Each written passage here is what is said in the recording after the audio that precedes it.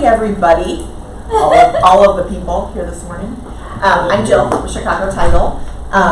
This morning you are going to have the pleasure of listening to Lindsay share our little Inman recap. Are you familiar with what Inman is? No. Awesome. Love it. So it's, well, I'll let Lindsay talk. Lindsay is our Director of Digital and Social Strategy at Chicago Title. She teaches classes all over the valley. There's a team of us that kind of cover MyHomeGroup because there are so many of you throughout the valley. So she taught this yesterday in Goodyear and last week in Mesa. So anyway, we teach once a month here, once a month at all locations, different topics. So if there's anything you are wanting to learn more about, on the marketing digital side, we are happy to teach it.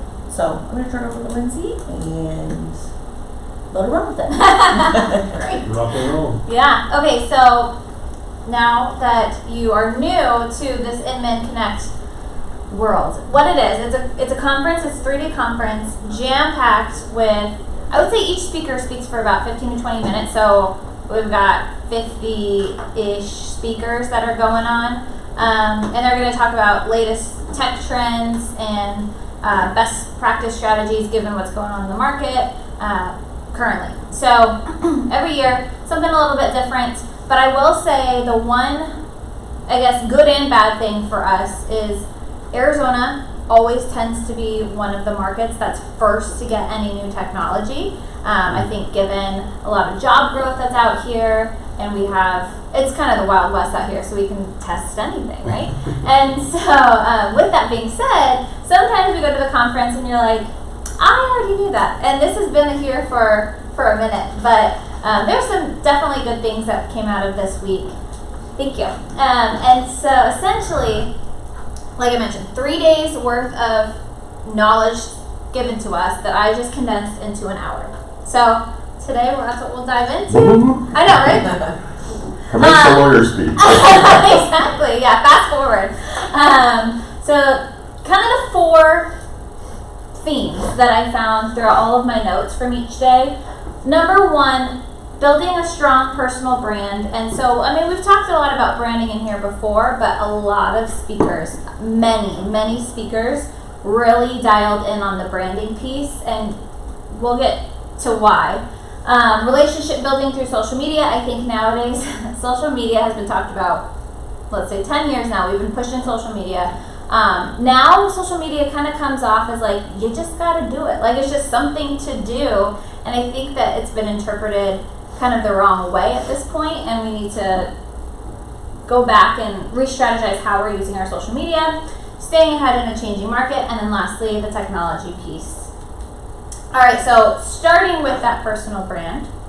Whenever I've had the opportunity to sit down with agents and talk about a personal brand, I always notice people talking about their logos, their fonts, and their colors, right? So those 3 things I've always noticed are kind of like, oh, that's my brand, which is not wrong. The aesthetics piece is definitely a part of your brand, but it only will carry you so far, especially if you're a MyHomeGroup agent, right? Everyone here is going to have the same logos, fonts, color scheme, unless you have your own. So you want to really think about things past the aesthetics that is going to be personal to you, meaning your skills, your experience, and your personality. So these are the things that will set you apart past the aesthetics, right? Skills, experience, personality. And so when we talk about skills, you know what that means, but I often will sit down with an agent and they'll say, okay, these are my skills, right? But if you look at this list here, many of these skills, I would bet that most agents will say that they have these skills, right? So great communicator, good negotiator, problem solver, and that is typical for a real estate agent. But the problem is there's 53,000 plus realtors in the state of Arizona. And so not every single one, but most of these agents are saying that these are their skills, it's not really going to help you set yourself apart from the rest of the competition. So I've got kind of an exercise to walk through today of things to think through when you are developing your personal brand. And some of these tips are from me, some of these tips are from the speakers that we heard at Inman. But the first step, I believe, in establishing your personal brand is picking your target audience. So I want you to build a persona of what your ideal client would look like. And a lot of the times I've heard agents say, especially in a tougher market, they'll say, well, I'll work with anybody, which is great. I mean, you can definitely work with a whole wide variety of clients, but your marketing should be tailored to a specific persona. So your marketing strategy, not so broad, because if you're kind of just casting a wide net, that doesn't help brand you. It's like not part of your personal brand. So, target audience. Number one, purchase intentions. So your alias, your persona that you're building out, your target person, what are their purchase intentions? Do you typically find yourself working with somebody who wants a starter home, or maybe it's a level up home where it's $1 million or more?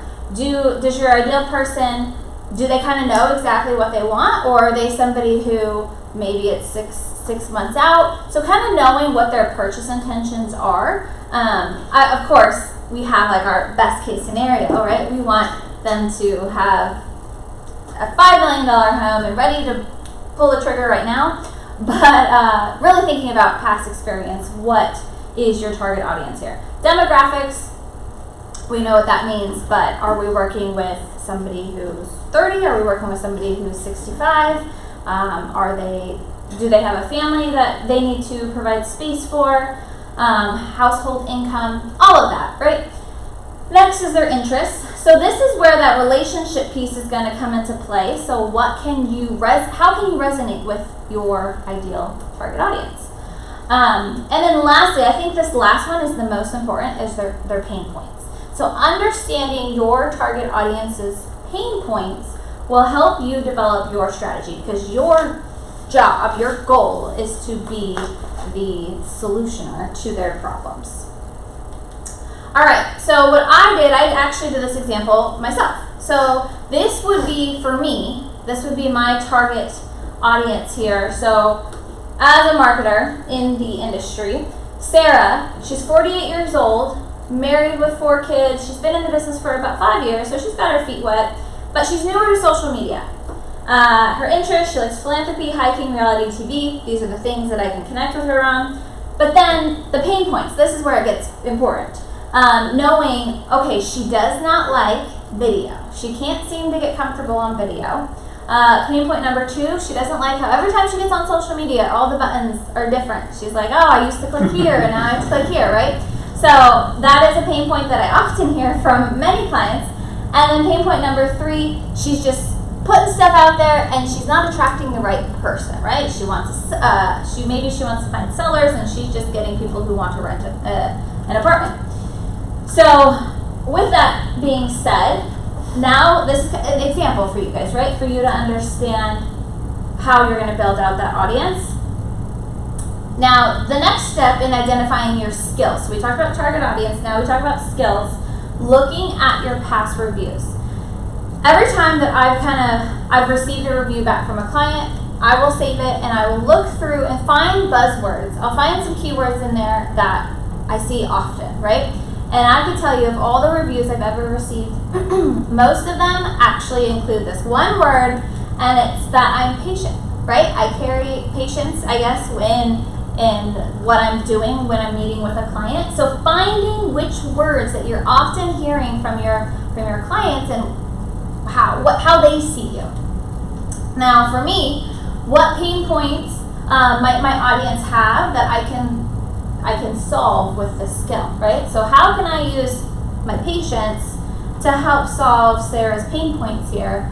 Well, number 1, can't get comfortable on video. I know that a lot of the times people will say, video, you just got to do it. You just got to jump in, dive in, do it. But I personally think that there are ways that you can slowly kind of get your feet wet and you can become a little bit more comfortable on video.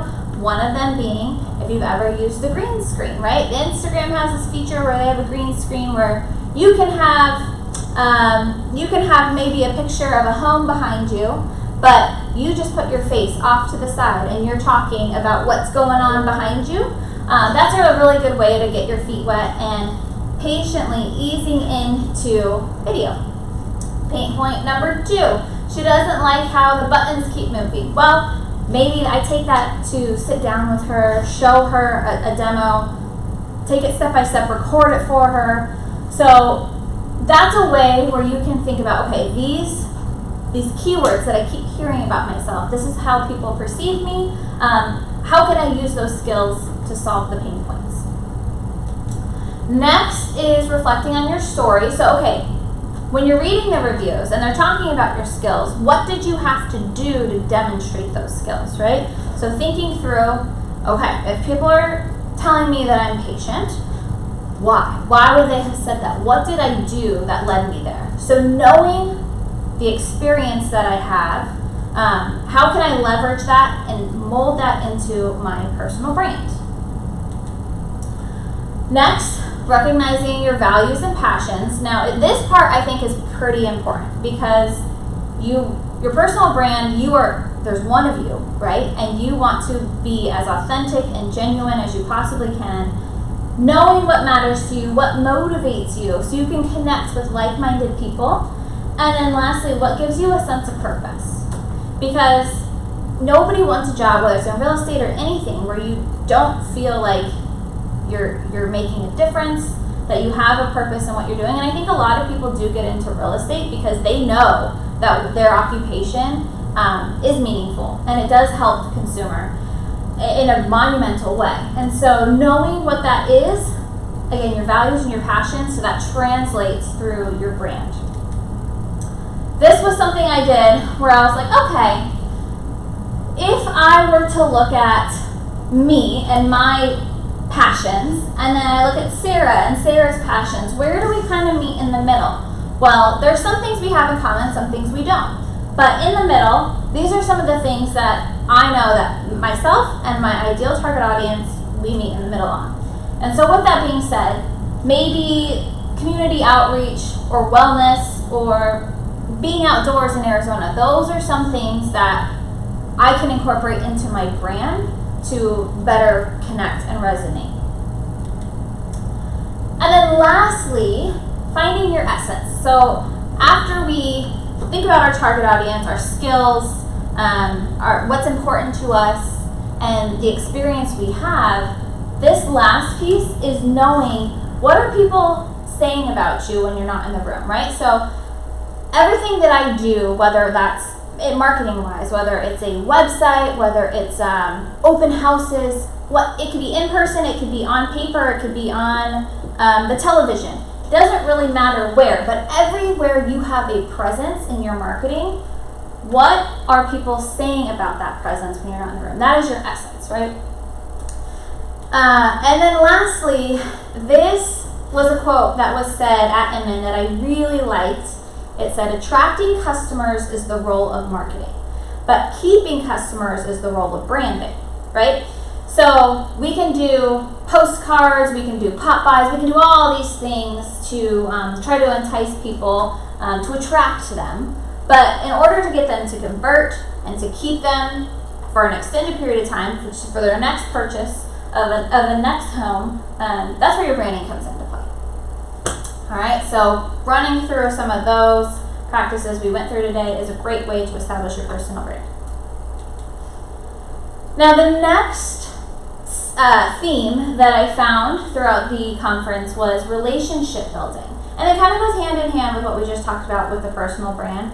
But when we think about social media, I want us to remember right there the highlighted relation, right? So the relationship piece is often overlooked on social media now because I think as more platforms have come out, and I think as more reels and stories and you got posts and you got to do all the things, people are now just tending to check the box and they're like, okay, well, I know I need to do this and that, but we're missing out on the relationship piece. And I want us to kind of reframe our thinking with that.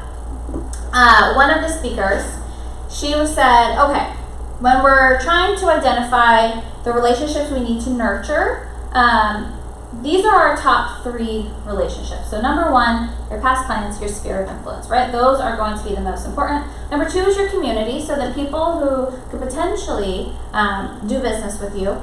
And then lastly, agent referrals, which I thought was a really good piece to remember, because maybe there's something that you just don't specialize in, but you know somebody in another county or even here locally that can help out with that.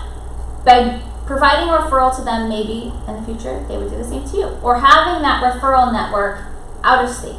That is really, really big. So everything we just talked about with that branding, we want to make sure that these 3 relationships right here, that they understand our essence, right? So how are we going to nurture these relationships? So number 1, listen more than you talk. Now this is one where I caught myself. So when I taught this class, it was like 2 weeks ago, I taught it for the first time. And before the class, there was a gentleman who came in and he was asking how my summer was. And he goes, oh, I went to Hawaii. And immediately I cut him off and I was like, oh, I'm going to Hawaii in November. And I was like, oh my gosh, way to make this about me, right? I was like, I'm so sorry. Tell me more about your trip. And so listening more than you talk. Again, I was just trying to, make conversation, be relatable, but truly, there was a lot of good information that I could have extracted from him had I just sat and listened. Embracing the small talk. Now, this one I know in Arizona, we do. We talk about the weather all the time, right? And so sometimes, right, because it sucks, we can commiserate. But we do. We talk about the weather all the time. And with that being said, we can get information from people by talking about something as simple as the weather. For example, if, now that it's under 105, it's glorious weather outside, everyone's a little bit happier. The other day, there was a woman who was like, now I can actually sit at my son's soccer practice. I can sit outside and not roast. And so essentially, I just extracted, all right, she's got a son, he's in soccer, and that's something that I can dive a little deeper on to strengthen the relationship. With that being said, just exactly what it says here, gather info and keep notes. So now I can remember a little more about her, exchange your life stories, and then lastly, this one I like, is be the source for all things home and life. We've talked about this in here before. We're not just selling a home, we're selling the lifestyle, right? So we're not just selling something in Wingate Ranch. What is it like to live in Wingate Ranch? What does Friday night look like? What does Saturday morning with your kids look like? What is, the best grocery store around to go to? So being the source for all things home and life. Additionally, when we're talking about social media here, I've noticed, as I was saying earlier, a lot of people just checking the box. We're doing it to do it because we know we have to. I've seen a lot of this. Should you post it, right? So we see a nice, just sold, templated post. Essentially, this is giving me minimal details about the home and then what the home sold for. Now, this is probably only going to appeal to a very small percentage of your audience. If you think, let's say you have 500 followers on Instagram, I could bet that of that 500, maybe 2 are currently shopping for a home. So that is probably irrelevant to many people. Additionally, when I see that, I might, as a consumer, be like, all right, you did your job. Great job. You did your job, right? And so it's not really all that wow-worthy. Yeah, exactly. It's not all that wow-worthy. Instead, how do we make it relatable and not so transactional, salesy? Instead, we're going to tell the story about this transaction. And so essentially, you have this family. They just moved here out of state. They're from Ohio, and they're used to a big yard where their dog and their kids can run around. And now you have just come in and you helped make that transition a little easier by finding them a large yard. So that's kind of how you can spin it. You can still showcase your accolades and showcase your wins, but you don't have to make it so salesy, and you can make it more relatable, right? So that's a better way to do a just sold post. Additionally, I see a lot where we just kind of do all the holidays, where it's just Happy Halloween. If I were to see this right now, I'd say, okay, cool. There's no value in that for me. And it's not relatable. I mean, yeah, we're all gonna do something fun on the 31st, but that doesn't do anything for me, right? So instead, to build relationships, maybe you post a photo of the trunk or treat you did with the kids, and your daughter, she's a princess every year. She just wants to be a princess each time. And then there's somebody else who says, oh yeah, my daughter does the same thing. And I say that because that was me. I refused to be anything but a princess for like 10 years. My parents were like, oh my gosh. I keep going with it. Yeah, right? Easy. If only I didn't grow, then I could wear the same costume every year. This one, should you post it? The Cromford report market index, I see that a lot. If a consumer were to get their hands on this, if the consumer were to see this and they see that Chandler's Cromford market index is a 209, the consumer has no idea what that means, right? So your job here is to explain in simpler terms what does that mean. So the consumer sees the down arrow red and go, oh, the Chandler's exactly. crashing. Exactly. Still twice what every other. Cromford is meant for U.S. agents, not for consumers. Right, and I actually saw it yesterday, and I wanted to, I was like, this is not going to be helpful for the consumer. So instead, you can still talk about the market. Maybe you just do a video where you have a couple high-level stats behind you, but you're explaining, okay, what this means is that Chandler is in a seller market.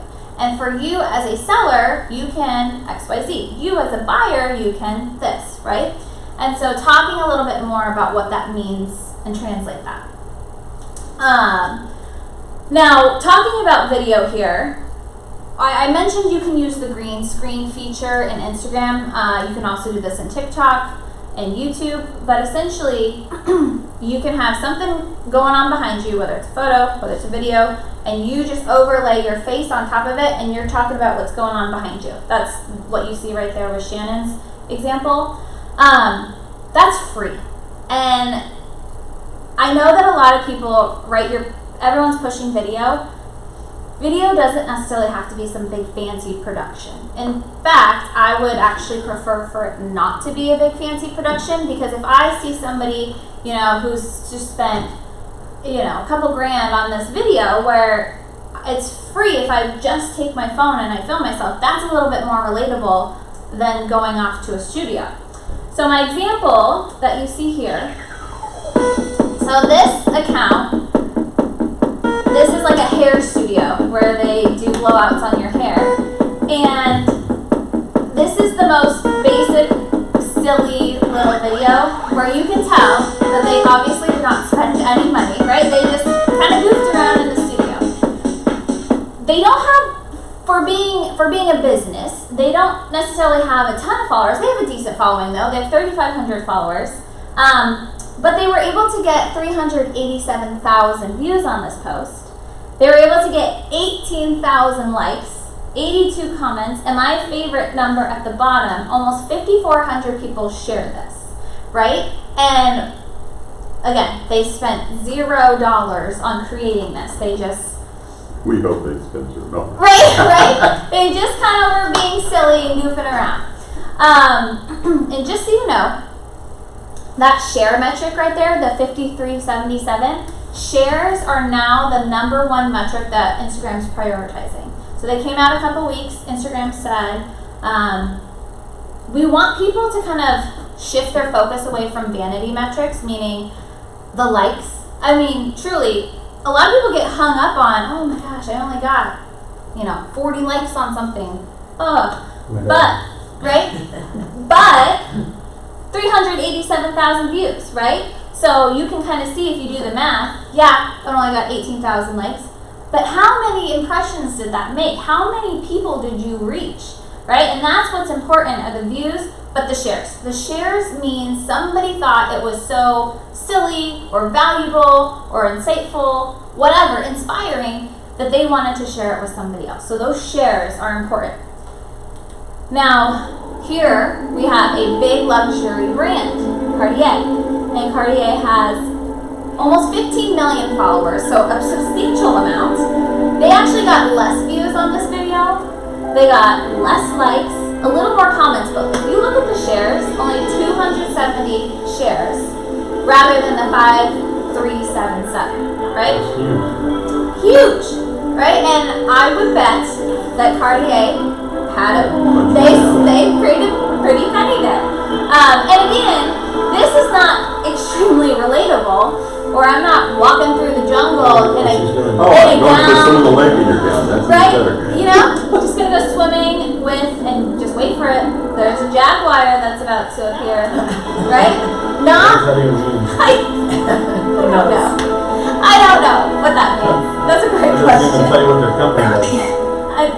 That you know the name. Yeah, exactly. So, point being is, it doesn't need to be something big, fancy production. This is what's resonating on the left, is something a lot more simple. Okay, so when we talk about our video strategy, I mentioned think less about the metrics, more about the value. So when we're providing value to others, knowing, number one, what are you an expert in? So what is something that you can give back that the consumer might not know about, but I know that you have a strong knowledge in it. What do you enjoy, right? That's a big one, because if you don't enjoy it, you're probably not going to do it. You're going to kick the can and you're going to say, oh, I'll do it another day. But if you enjoy it, then it's something that you're a little more passionate about to talk to. And then what problems can you solve? We talked about knowing those pain points and solving problems for your end user. Who is the video for? So back to that audience piece. A lot of the times we just kind of cast this wide net out and hope that we're just attracting whomever, but we really want to make sure we know Sarah on the other side is the person that I'm trying to speak to. My video should speak to her. And then, can you collaborate with others? Now, this is a great opportunity now in Instagram. You can actually collaborate with another person. So if I were to collaborate with Jill right now, I'm getting in front of my followers as well as all of Jill's followers. So maybe you do that with a local business, right? You have a collaboration with somebody else, so you're getting in front of a wider community. And then next, are you creating content you've never seen before? So I think that the whole R&D, rip off and duplicate, is actually great. It makes it really easy for you to not have to spend so much time on the creative piece of it.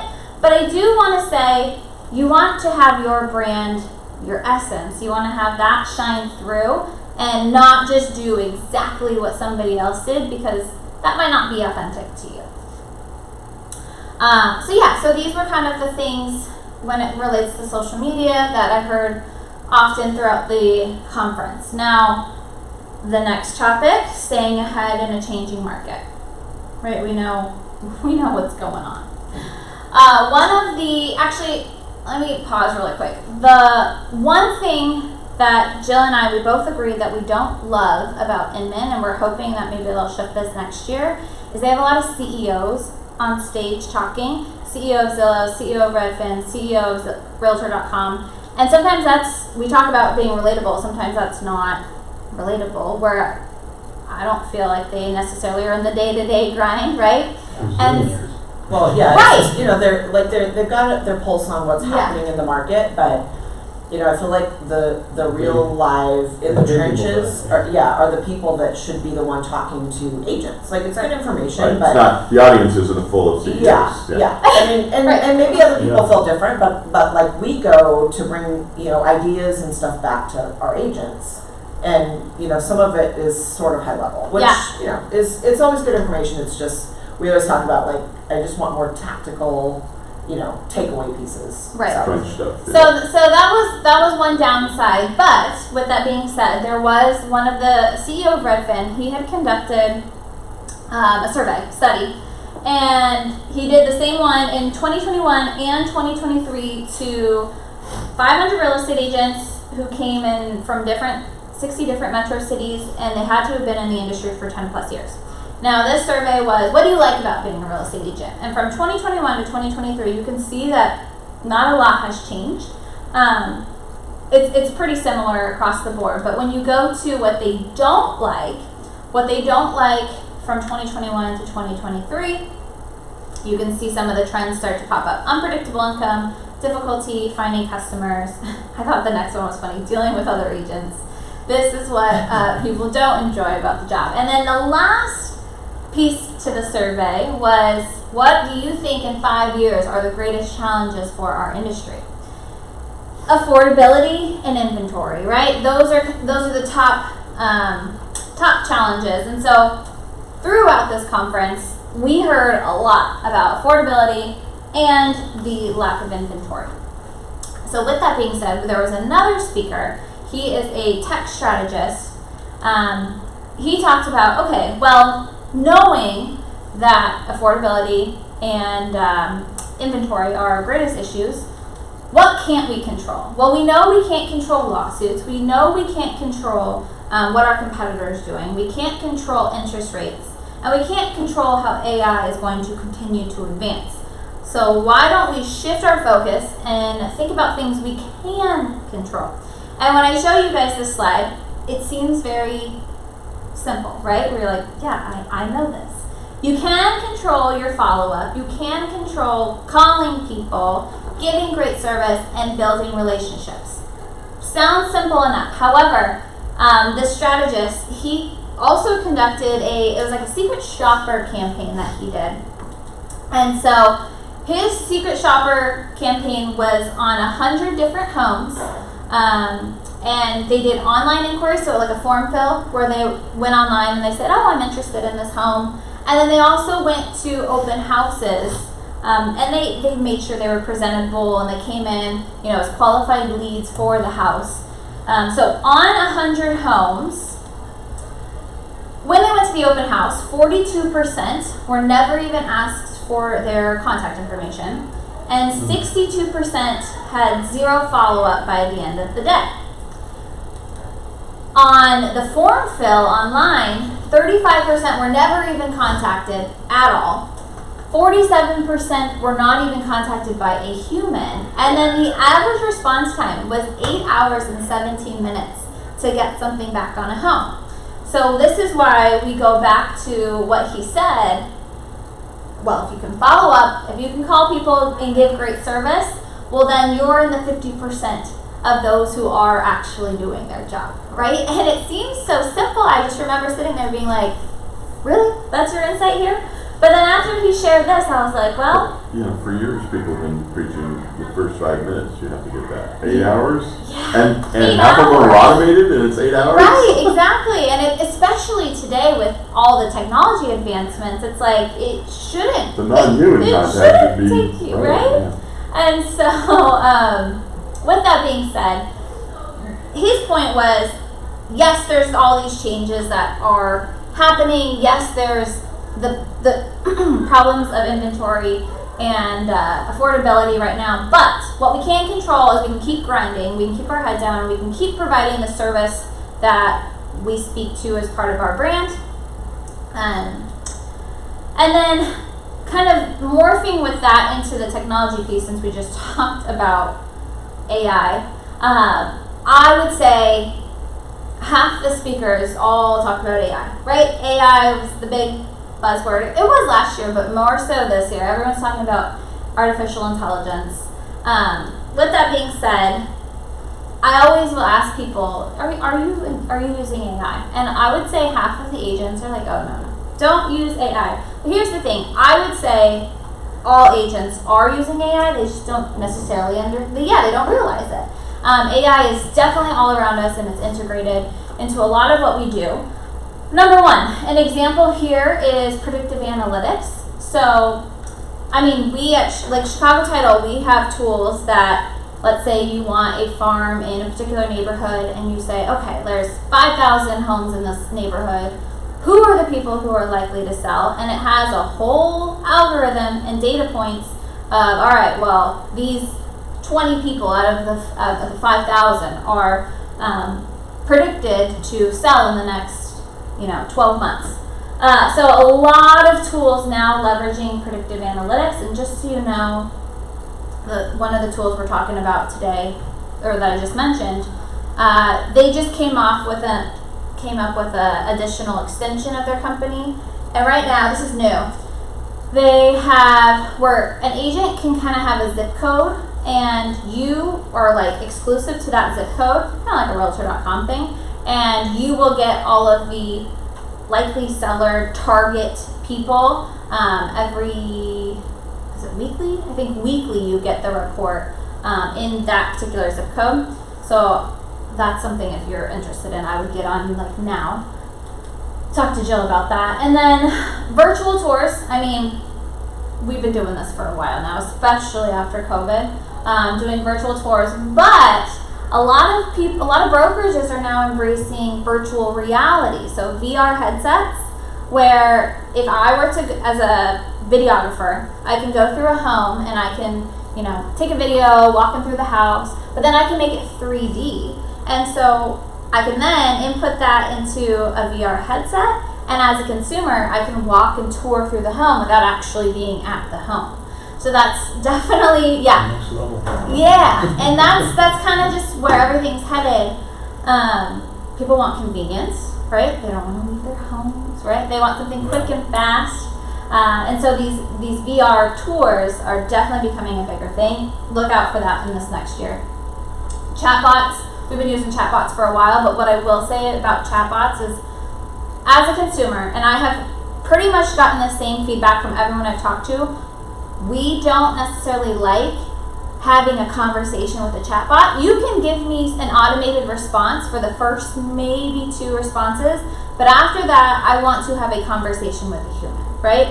Because you can tell when it's a chatbot. If they're responding to you in 3 seconds, you're like, okay, well, I know this isn't actually you.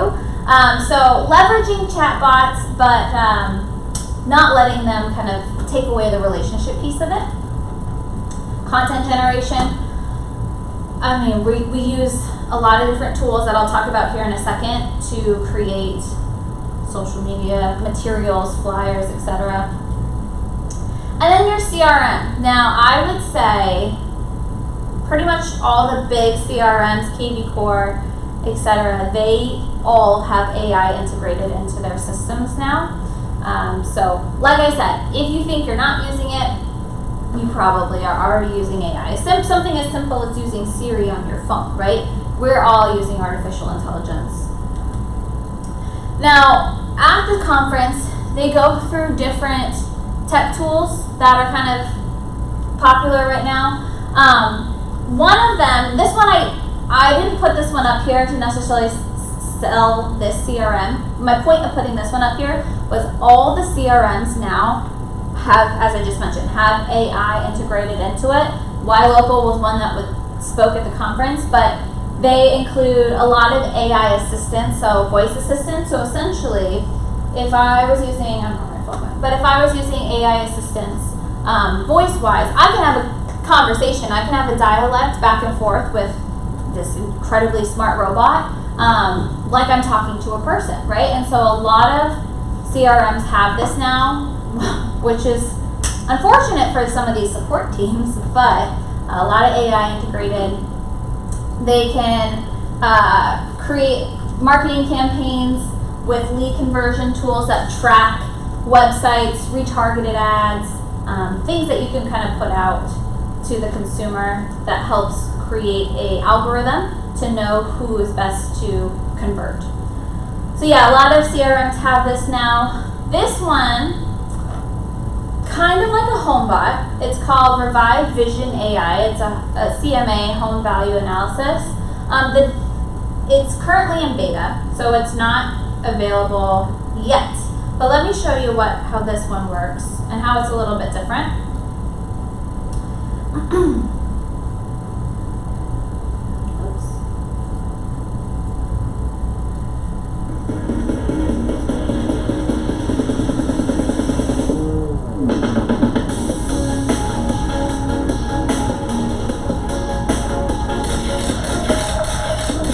Upload photos of the property. It will identify what could be improved upon, home improvements, and it will tell you, all right, if you leave the home as is, you can get 800,000. If you were to do XYZ improvements, you can get 1.2 million, right? And so it's basically using AI to scan scan the images, pick out what needs to be changed, putting a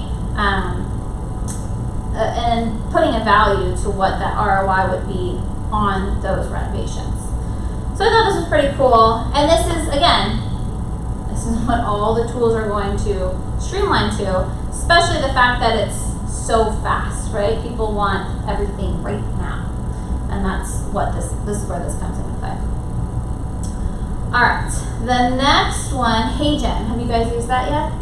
HeyGen? HeyGen is an AI video tool, and I've actually used this. So essentially what I had to do, you create an avatar of yourself. I had to speak in front of a camera for 2 minutes. I'm speaking for 2 minutes straight, and as I'm speaking, I'm talking about what I want for lunch, I'm talking about what I'm gonna have for dinner. I was apparently hungry at the time when I made my video, but it films me and it gets to know how my mouth moves, it gets to know the tone of my voice, it gets to know my body language. So then it creates and it stores Lindsay's avatar, right? And it knows it's picked up on my behaviors when I'm speaking. And so essentially, fast forward, I'm ready to do a video, but I'm like, having a bad hair day, I don't want to film myself right now.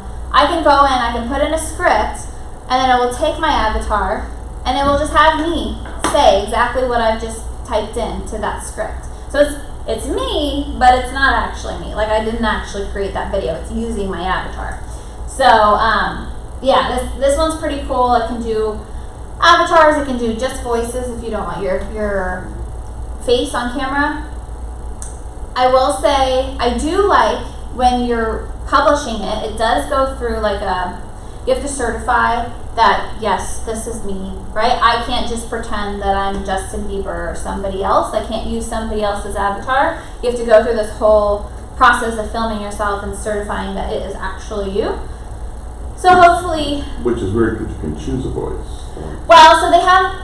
So they have stock voices. So, like, you know, I wanted an Englishman because his voice was just soothing, right? I could choose his. But when I'm creating my avatar and I'm like submitting it to be stored in my account, there is a little checkbox that says, do you agree to have this used for test purposes? And I always say no. Like, I don't want you to use my voice. I don't want you to use anything of me somewhere else, right? But you can say, yeah, you can use my stuff for research purposes. So now it's $24 a month, and that's the most basic level. Each level you go up, it's like, oh, you get 4K, you get, you know, closed captions, you get all these things for free as you increase your monthly spend. But the $24 a month, I think that's the kind of the more basic one. This is cool. So this is called Runway Gen 3 Alpha. Over the past year, I have noticed that AI has really focused on image generation, right? So if I were to go into a tool and I'd say, oh, I want to create a penguin drinking a Mai Tai on the beach in a hula skirt, right? If I said I wanted to create that, an image generator can create that. Let's take it a step further. Now this next year, everyone's going to be creating videos. Instead of images, now we're on the videos. We want the next best thing. Videos instead of images. Now, Runway Gen 3 Alpha is probably one of the first video generators for AI. Let me show you how it works. We don't have any McCain Republicans in here, do we?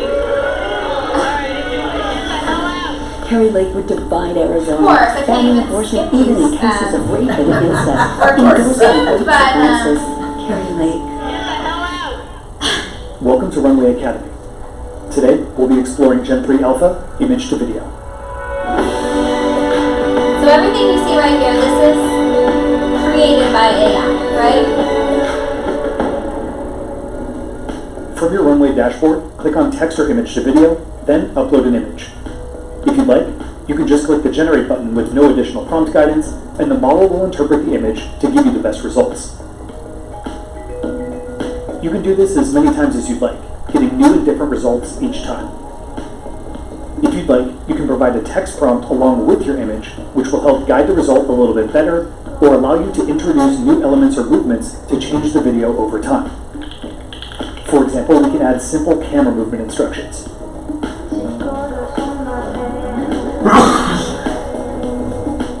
prompt to change up the video entirely. So essentially you're inputting an image and then you're saying, Image to I video want with Gen this 3 Alpha is a to great way to start with a specific be style, animated in X character, way, or and it will take composition an image for added and control convert and it intention to when become a generating. video. If you So haven't that's already, kind of the- check out the Gen 3 the new Alpha wave help article for additional tips and Of tricks. what's being And integrated make sure into to a join lot the of Runway AI Discord, platforms. where you can ask questions and see the creations from our community. If you have Right a specific- now, this particular one, it's free. So I was recommending others to kind of just play around with it, even though you get watermarks on it. Just play around so you can understand how it works, because there's a lot of different AI tools that have their video generator in beta right now. So when those come out, you can kind of determine which one that you want to commit to if you do want to spend money on a video generator. So with that being said, OpenAI. So OpenAI is the parent company to ChatGPT. Sora. So Sora is their video generator. That is in beta right now. And that should be coming out soon. Last 2 years, they have their big development day in November. So a lot of releases come out in November for them. So maybe it will come out in November, but they're just kind of working through some bugs right now. I have some people testing it out. This one, as I've heard, rumor is that the videos that Sora can create can be up to a minute. So I'm excited to see that one come out. Midjourney is a competitor to OpenAI, where essentially they focus more on image generation. So that's their big thing right now, is image generation. And their latest version that just came out, V6.1, it's the most human-like photos apparently. Gemini 1.5 Pro.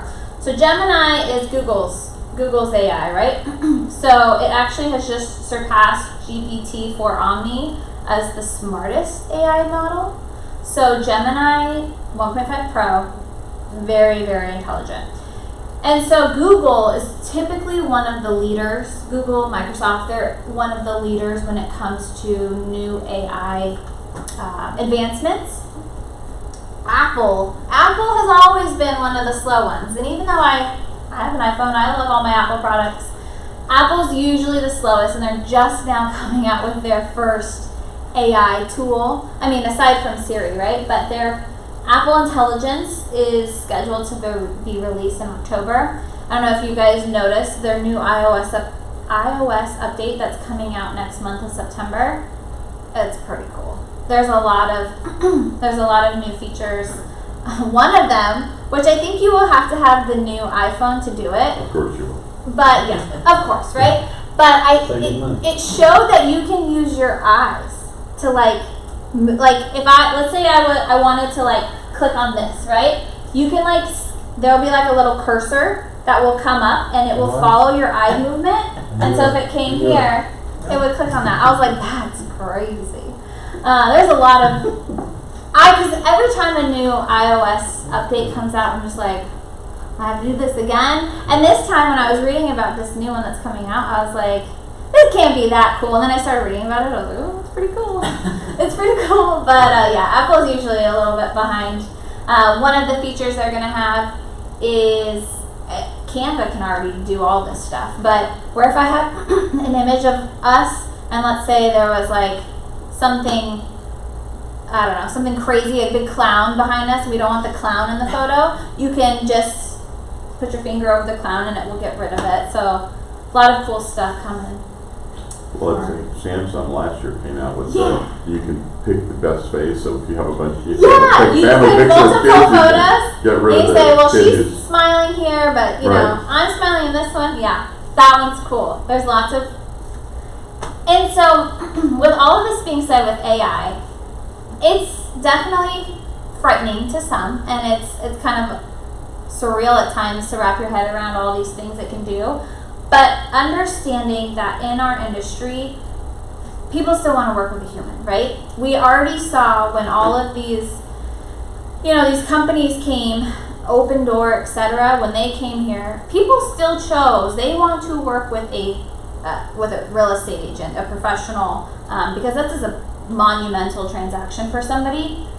So with that being said, I don't think that AI is going to replace any of our jobs, but what I do think is AI is going to continue to make advancements to where we're going to have all these tools and resources to help us, and we should leverage them to save us a little time here, save us more time on the relationship building piece, and let AI do some of the tedious admin work for us.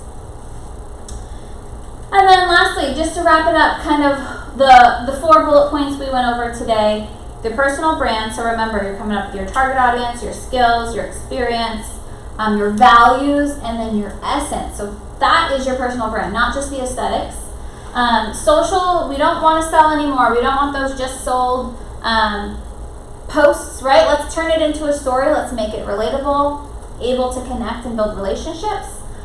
Standing still is not an option. We need to continue our grind as the market will. It's cyclical. It will continue to evolve. And then lastly, focusing more on the relationship, just what I said, and let AI do the work for you.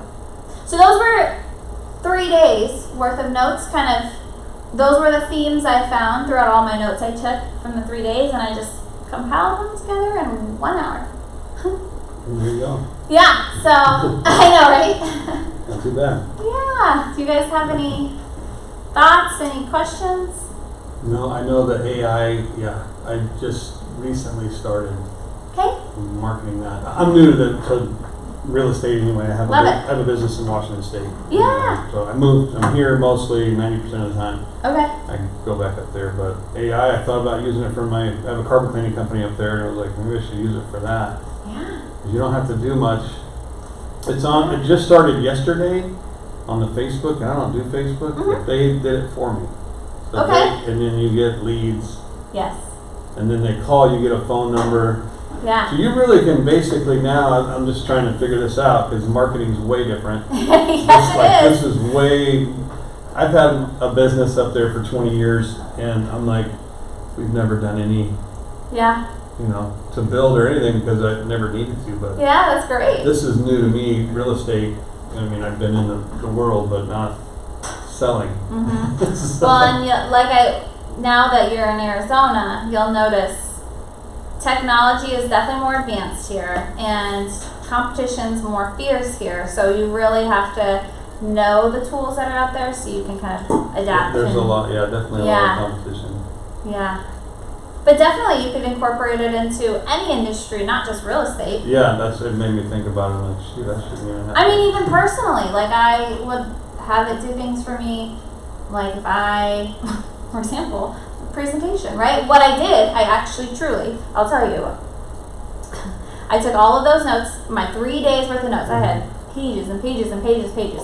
I uploaded them into ChatGPT and I said, summarize this out for me into 4 overlying themes. And it gave it to me. I mean, I could have had it make the whole presentation for me, but I wanted to be a little more customized than that.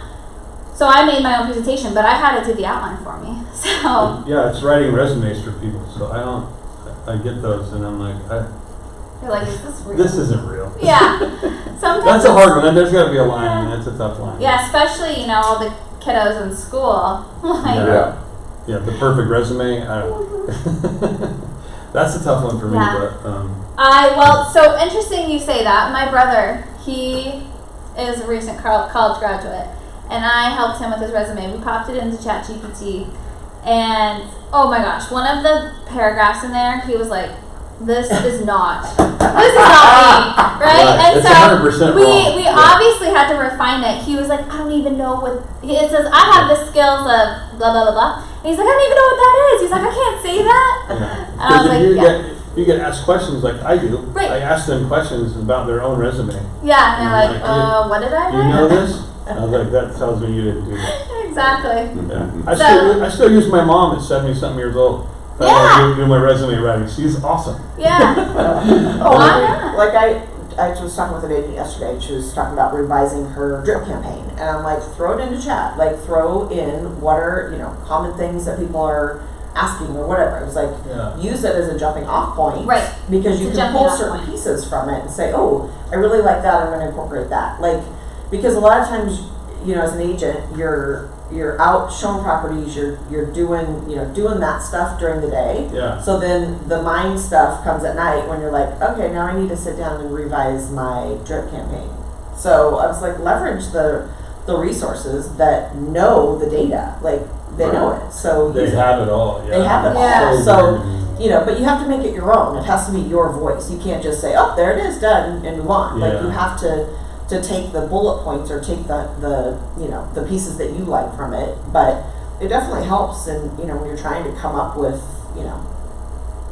stuff. But to your point, it's a jumping off. Yeah. It's a jumping off point. Yep.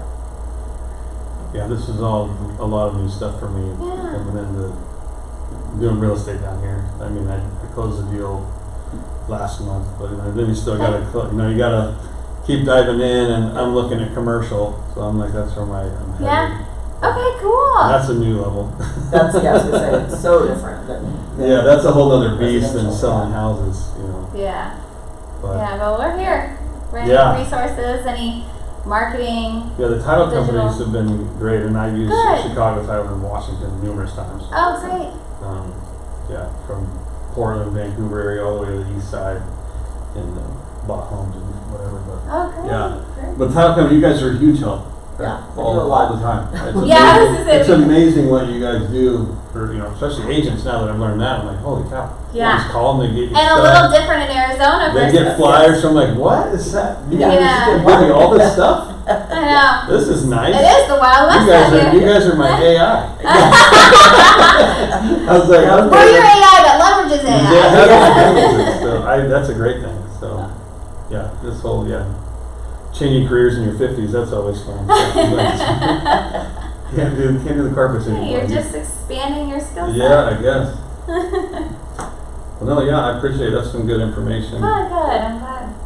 Yeah, a couple months ago when Lindsay did the thing on the Google Profile? Google Earth. Oh, Google Earth. Google Earth thing. Yeah. So it's like, so I threw a little fly around in. I mean, you can like replace drone footage with Yeah. Oh, really? I did not have it into that one. Yeah, We well, did that last 3 months ago, 2 months ago. yeah, a couple months ago. Okay. But It's just so recorded. you know, Kelly, right now, she records all of these. So if there's one you hear about, example, that one's called Google Earth Studio, where essentially, let me just show you, because we got some. So I'm like, I kind of came to it because I'm kind of retiring. I'm going to travel more in my RV, and I thought, well, I want to use it for, showing where he's going. showing where I'm going, right? But it also, I was at the time, it was back in April because I had my house on the market, and I only left it on the market for like 3 weeks. And I said, "Now I'm waiting until November when everyone comes back to town."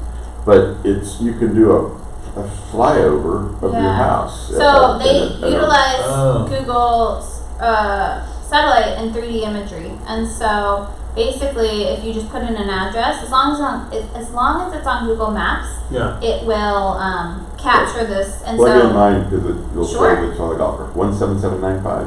let's see, try our studio.